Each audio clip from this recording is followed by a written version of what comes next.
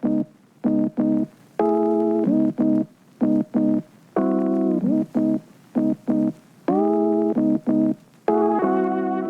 and welcome to the I've Got This, Only My Epilepsy podcast series. My name is James, I'm 22 years of age, living in Sydney, been living with epilepsy since I was 18.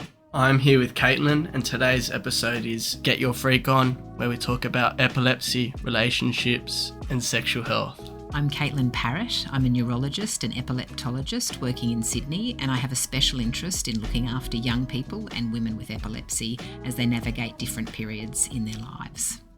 James, being diagnosed with a medical condition of any sort when you're young can be tricky, but epilepsy, with all of the nuances we've talked about, can be a little bit hard to communicate with your friends and your family, and particularly your partner. Did you have a partner at the time you were diagnosed, and how did you find navigating that whole space with them? Yeah, I did have a partner. I still do have the same partner, fortunately. She had found out shortly after when I was in the hospital and obviously really concerned. But I sat her down and went through everything about epilepsy and, developed her understanding. It didn't necessarily affect us as a relationship, basically because I outlined everything and, developed her understanding. So just being patient, developing understanding with my partner really did help. I didn't have many or any issues really. And can you imagine if that happened to you and you were single at the time and then you sort of met someone new? When do you think you'd talk to a partner about it? When would you discuss it? How would you go about that? I would discuss it, when you're pretty interested and you see the relationship going somewhere, or they're an important person to you and you like them. It's nothing you should hide, especially with your partner or anyone that you necessarily meet and you're looking for a future with or anything. I would just open up as soon as possible, really. You shouldn't hide it, and it's nothing to be ashamed of because you didn't put yourself in that situation. It's not your fault. So just as soon as possible, really, or when you feel comfortable. And I guess that also comes down to being comfortable with what we're talking about. Did you worry ever that it'd have an impact on your intimate relationship with your partner? To an extent, like, you may be worried, in some certain situations, maybe you're not feeling right, or you're not, maybe a little bit tired or anything like that. But no, not often. It didn't really and doesn't affect me at all, and it shouldn't really. And your medication that you take, did you ever have concerns that was impacting your intimate relationship with your partner? Fortunately, no.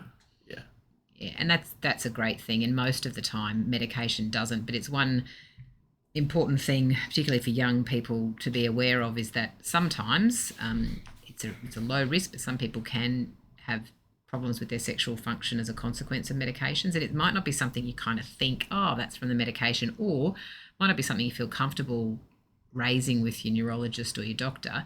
But it's important to consider that if you've seen a definite relationship between starting medication and problems with your intimate relationships, which may be different for men and women, and to talk about them to determine whether it is related to the medication at all. Because if it is, we can certainly adjust things and tweak things to make sure that you feel confident, in your physical well-being and capability to have the sort of relationship that you want to have. And it's just something that often people might not think about. Yeah, well, if I was in that position, or if I was in that situation, the first thing I'd do is tell my neurologist about it, just to get it all sorted and, see the solution. It could be as simple as, changing your medication, being open.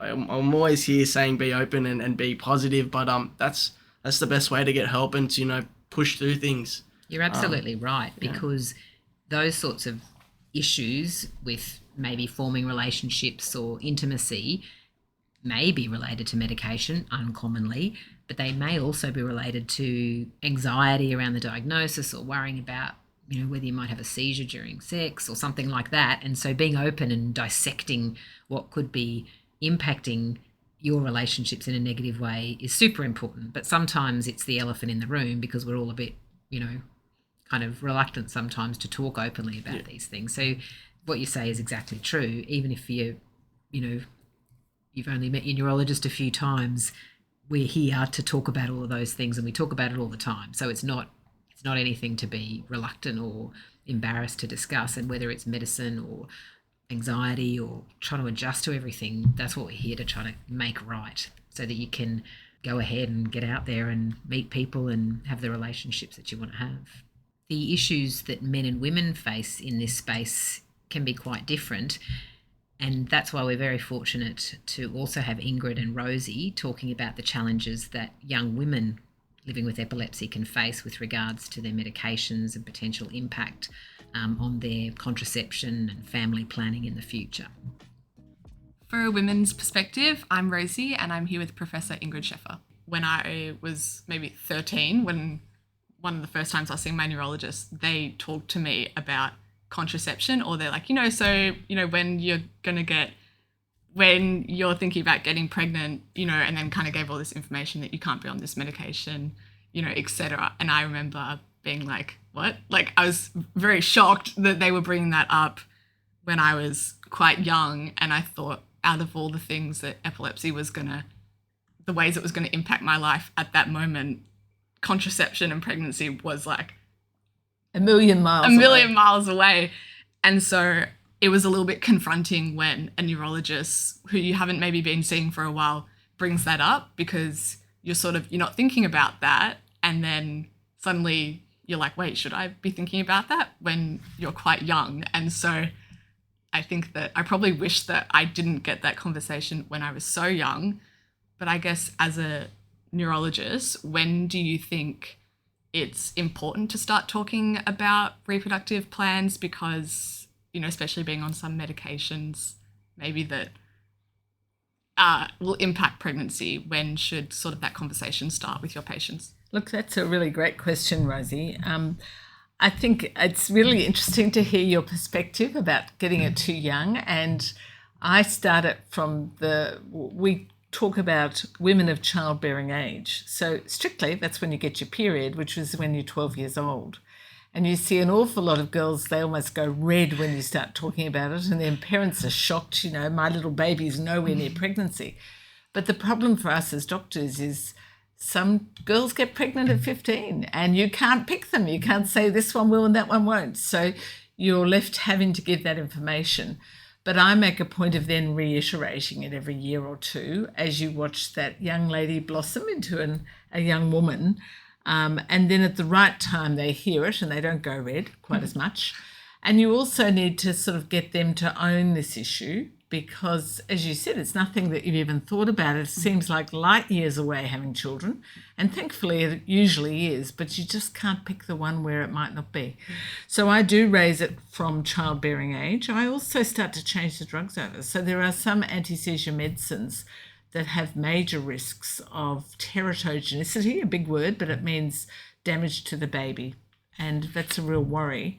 And so if there are drugs that the girl is on that could be risky for pregnancy, from the time they start to menstruate, have their periods, I will think about how to move them to a safer anti-seizure medicine for their adult life.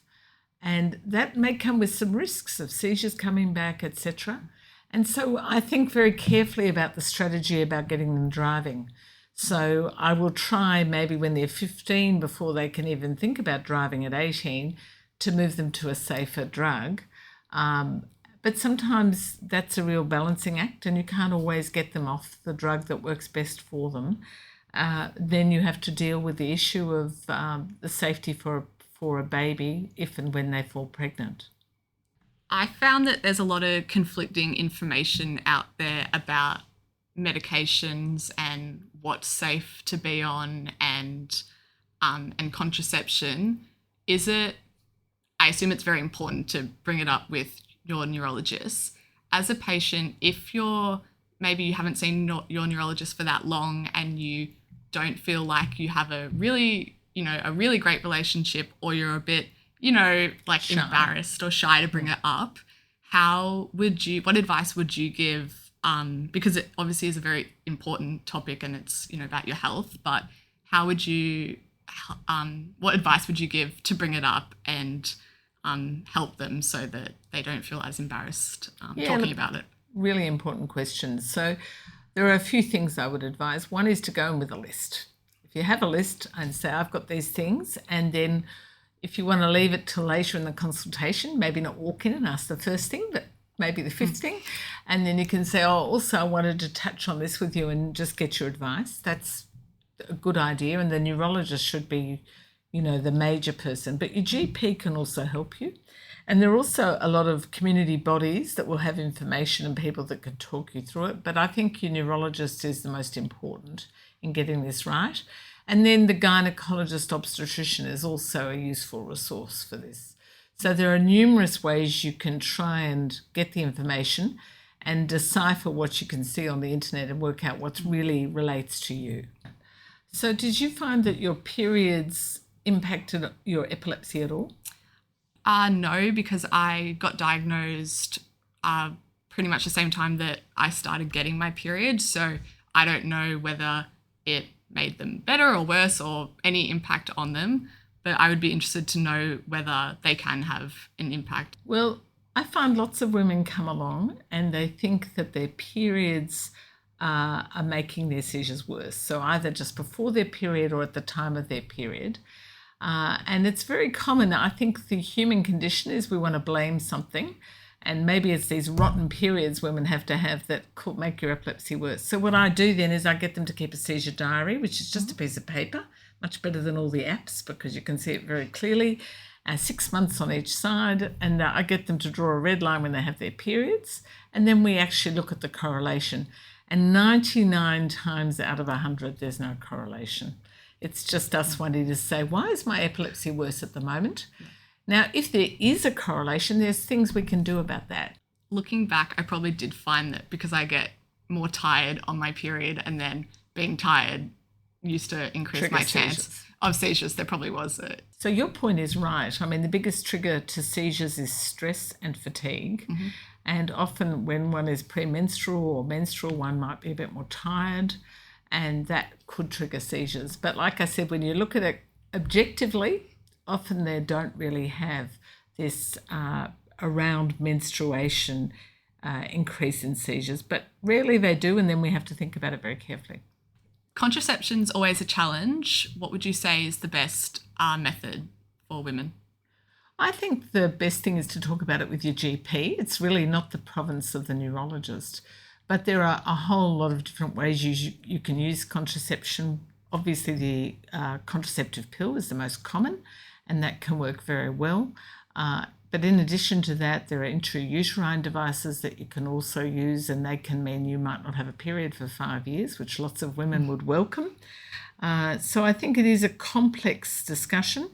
The pills certainly can interact with your anti-seizure medicines, and so often we recommend that patients have higher dose oral contraceptive pills because the anti-seizure medicines rev up the liver, and that means they metabolize the pill more rapidly, and that may mean it's less effective. So again, you need to be really up to speed with what the pill does and what's the best one for you. Thanks for listening.